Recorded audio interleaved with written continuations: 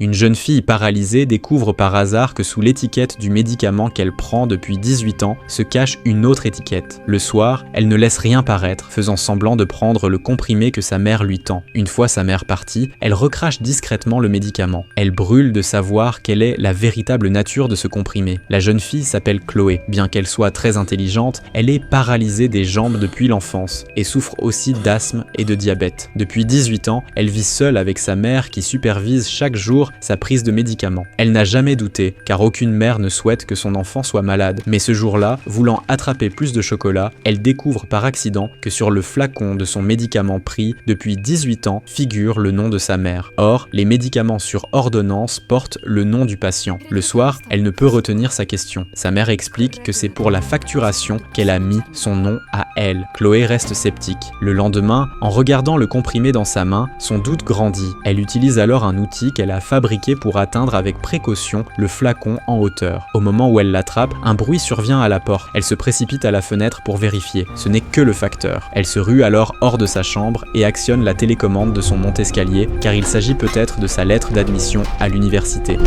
Oh, Dio santo! Scusa! Tesoro, te l'ho detto, se è di un college sarai tu ad aprirla.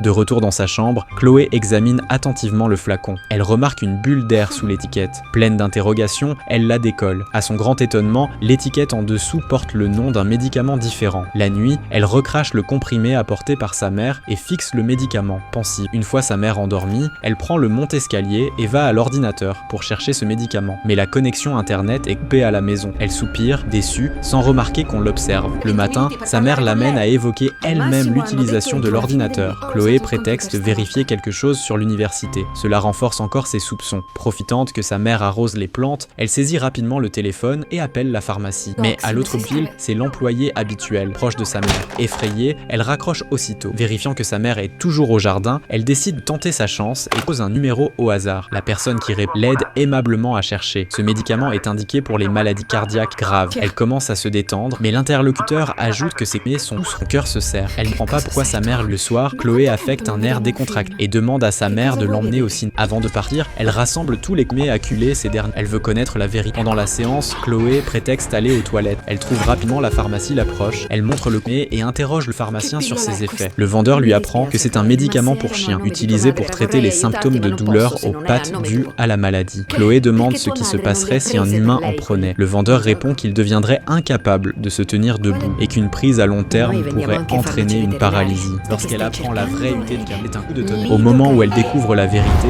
sa mère arrive en courant. Sa stupéfaction et sa colère sont indescriptibles. Elle veut révéler la vérité aux gens autour, mais elle ne peut pas parler. En effet, sa mère, sans que personne ne le remarque, lui a discrètement fait une injection dans la jambe. À son réveil, le dîner est déjà posé sur sa table de nuit. Chloé ne veut qu'une chose, fuir au plus vite. Mais la porte ne s'ouvre pas. Elle appelle sa mère à grands cris, sans aucune réponse. Pour s'échapper de cette prison, elle se calme et réfléchit attentivement. Puis, elle mange son dîner avec appétit pour reprendre des forces. Ensuite, elle connecte plusieurs multiprises les unes aux autres, prend une grande gorgée d'eau et se hisse avec effort par la fenêtre. Elle avance son corps centimètre par centimètre et parvient enfin sous la fenêtre d'une autre pièce. Comme prévu, cette fenêtre est aussi verrouillée. Elle branche un stylet capacitif, chauffe la vitre, puis projette de l'eau froide.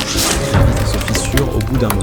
Elle étend une couverture sur le rebord et pénètre sans problème dans la pièce voisine. Mais une crise d'asthme survient alors. Pour survivre, Chloé est obligée de retourner dans sa propre chambre. Au moment où elle suffoque, elle attrape enfin son inhalateur. Sans attendre, elle s'installe dans son fauteuil roulant pour descendre. Mais la télécommande ne répond pas. Sa mère a coupé l'alimentation électrique. Elle doit d'abord pousser le fauteuil en bas des marches, puis se laisser rouler dans l'escalier. Bien qu'elle ait mal partout, elle découvre avec joie qu'elle a des sensations dans les pieds. Par une volonté extraordinaire, elle remonte dans son fauteuil et s'enfuit de cette maison terrifiante. Sa mère est sur le chemin du retour. Chloé entend le bruit d'un véhicule qui approche. Elle fait rapidement demi-tour et se cache. En voyant que c'est le camion du facteur, son cœur bondit de joie. Elle se précipite. Sans réfléchir. Après quelques explications, le chauffeur décide de l'emmener au poste police. C'est à ce moment que la voiture de sa mère apparaît. En pleurs, celle-ci supplie le chauffeur de lui rendre sa fille. Mais l'homme ne la croit pas. Il insiste pour emmener Chloé au commissariat.